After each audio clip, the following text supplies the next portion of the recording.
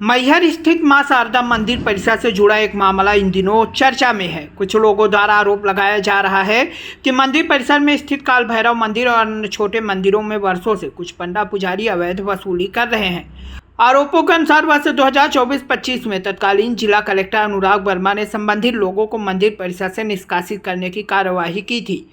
बताया जाता है कि उस दौरान मंदिरों में 2 दिनों तक ताले भी लगे रहे। हालांकि बाद में उन्हें फिर से मंदिर परिसर में पूजा पाठ और अन्य गतिविधियों के लिए स्थापित कर दिया गया। शिकायतकर्ताओं का कहना है कि यदि मामला अभी न्यायालय में विचाराधीन है और अंतिम निर्णय नहीं आया है तो ऐसे में संबंधित लोगों को दोबारा पूजा पाठ या अन्य गतिविधियों की अनुमति किस आधार पर दी गई है, यह जाँच का विषय है। मामले में यह भी आरोप लगाया गया है कि मंदिर परिसर में अवैध वसूली का सिलसिला लगातार जारी है। शिकायतकर्ताओं ने जिला प्रशासन, मंदिर प्रबंधन और राज्य सरकार से पूरे मामले की निष्पक्ष जांच कराने की मांग की है।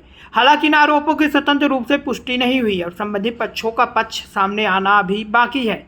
अब देखने वाली बात होगी कि प्रशासन इन शिकायतों पर क्या कदम उठाता है और जाँच में क्या तथ्य सामने आते हैं। फिलहाल शिकायतकर्ताओं की मांग है कि मामले की निष्पक्ष जांच हो, दोषियों पर कड़ी कार्यवाही की जाए और मंदिर परिसर में पारदर्शिता एवं नियमों का पालन सुनिश्चित किया जाए। काल भैरव भगवान की जो पूजा करा रहे हैं पंकज बढ़ोलिया जी से, उनसे हम जानने का प्रयास करेंगे। 2024 में जो मामला विवादित था, गर्भगृह के नीचे जितने भी पंडा पुजारी हैं उनको बाद स्टे कर दिया गया था कलेक्टर के द्वारा।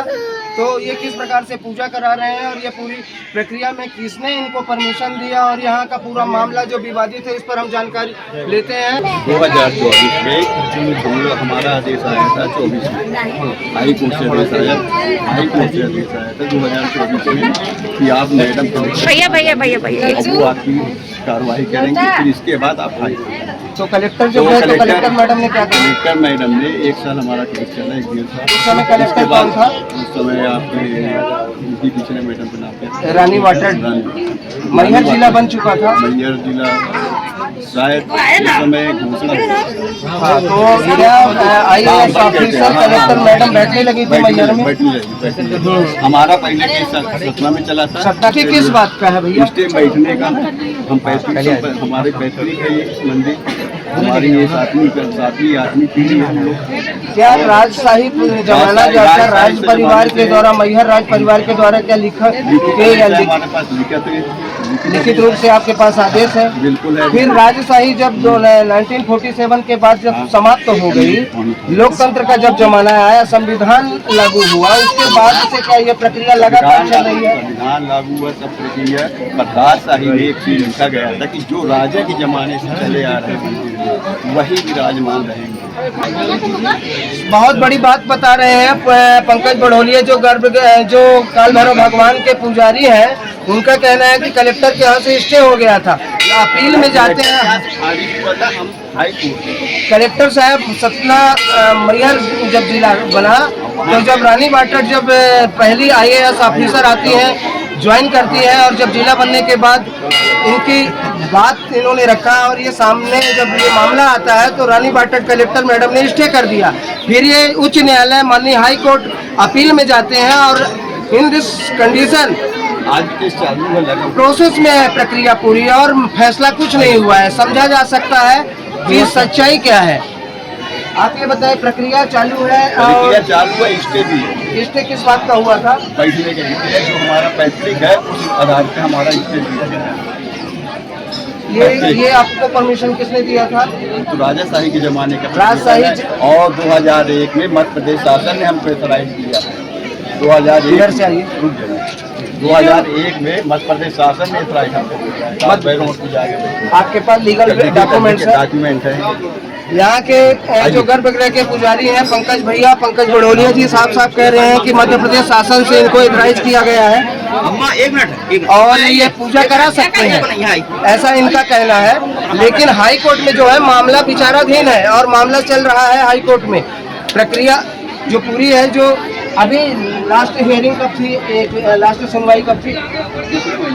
पिछले महीने थे। अब अगली हियरिंग कब है? अगली सुनवाई आज 2 दिन के अंदर इनका कहना है कि अभी जो अगली पेशी है तो इस पर सुनवाई होगी। ये पूरे मामले पर 2024 में जो मैहर जिला प्रशासन ने जो स्टे किया था, इनको बाहर कर दिया गया था। पंडा पुजारियों को गर्भगृह के नीचे जितने भी मंदिर देवी माँ के बने, देवी देवताओं के बने हैं, तो उनको इलीगल मानकर इनको बाहर कर दिया जाता है। और कलेक्टर मैडम रानी वाटर जी भी ने मामले को खारिज कर दिया। फिर जब उच्च न्यायालय अपील में गए तो वहां से भी मामला जो है प्रक्रिया में प्रोसेस में चल रहा है, अभी फैसला नहीं आया है। लेकिन यहाँ जो काल भैरव भगवान के पुजारी हैं पंकज बढ़ोलिया जी, उनका कहना है कि मध्य प्रदेश शासन के द्वारा उनको लिखित दिया गया है कि वो यहाँ काल भैरव भगवान की पूजा करा सकते हैं। जी गणेश प्रसाद पंडा जी कितने वर्षों से पूजा करा रहे हैं? पीढ़ी दर पीढ़ी पीढ़ी दर पीढ़ी। राजशाही पेपर राजा ब्रजनाथ सिंह के जमाने से आपकी ये परंपरा चल रही है। राजशाही कुछ डॉक्यूमेंट्स जो आपने राइज किया होगा सारे पेपर हैं। मैं पंडित जी एक विशेष मामले में आपसे जानकारी लेने आया हूँ। 2024 में जब विवाद बढ़ा तो कलेक्टर की रानी वाटर गर्भगृह के अलावा पांडे परिवार के अलावा प्रधान पुजारी परिवार के अलावा नीचे गर्भगृह चाहे काल भैरव भगवान हो, चाहे शेषनाग भगवान हो, चाहे मरही माता हो, चाहे जो भी माँ शारदा की गद्दी में जो विराजमान है, जो भी देवी माँ है, तो यह जानकारी थी तो करेक्ट है कि 2024 में सभी को बाहर कर दिया गया था। सुनिए ना, पहले मेरी बात पूरी हो जाने दीजिए। 2024 में सबको बाहर कर दिया गया। मामला जाता है कलेक्टर के पास, कलेक्टर ने मामले को खारिज कर दिया। फिर वहां से अपील में जाता है, उच्च न्यायालय में अपील चल रही है। लगातार कंटिन्यू हियरिंग डेट पेशी सुनवाई लगातार चालू है। मामले में अभी फैसला नहीं आया है पंडाल और पुजारियों के पक्ष में। स्टे हो गया था। स्टे इस बात का था कि आप पूजा नहीं करा सकते हैं, लेकिन मामला विचाराधीन है उच्च न्यायालय में। अभी फैसला नहीं आया है। आप लोग पूजा करा रहे हैं तो क्या ये लीगल माना जाएगा? उच्च न्यायालय में मामला चल रहा है तो ये बताइए राइट किस बात का है? हमारा अधिकार किस बात का? क्या राजा का अधिकार है? राजशाही खत्म हो गई, लोकतंत्र का जमाना है। 1947 के बाद से प्रबंधक समिति का पट्टा है हमारे पास। देश में जब संविधान लागू हुआ उसके बाद से प्रक्रियाएं सारी चीजें बदल गई। लेकिन पंडा जी का कहना है, गणेश प्रसाद पांडे जी का, कि राजशाही सुनिए 1940 में रूपकार में लिखा है कि चढ़ौती इत्यादि हक जिसके हैं मौजूदा समय जिसके हैं वैसे रहे। मैं आपकी पूरी बात सुनूंगा। यहाँ पे 2024 में जब विवाद छिड़ा तो कलेक्टर ने सभी को बैन कर दिया। स्टे हुआ, उसके बावजूद यहाँ से चूड़ामणि बढ़ोलिया जो यहाँ काल भैरव भगवान के पुजारी हैं वो जाते हैं अपील में। उन्होंने मेरे पास 2 ऑडियो है और एक वीडियो है जिसमें साफ साफ कह रहे हैं कि मामला अपील में चल रहा है। अगर उच्च न्यायालय में अपील में चल रहा है मामला तो क्या पूजा कराना उचित है? हमारा कंटिन्यू नहीं, ठीक है, स्टे है। स्टे मीन्स क्या होता है? मतलब जैसा आप पूजा अर्चना कर रहे हैं ये आप लोग को कोई परमिशन लेटर हाई कोर्ट का ऑर्डर, हाई कोर्ट का ऑर्डर है। लेकिन इस मामले में तो हाई कोर्ट में सुनवाई चल रही है, विचाराधीन है मामला। एडमिट है उसमें स्टे मिला है, कंटिन्यू स्टे। क्या हाई कोर्ट से आपको पूजा कराने का हक दिया गया है? लेकिन मामले में अभी लगातार सुनवाई चल रही है। अभी हाई कोर्ट से फैसला नहीं आया है। स्टे है, स्टे किस बात का है? यथावत पूजा अर्चना करने का बैठने के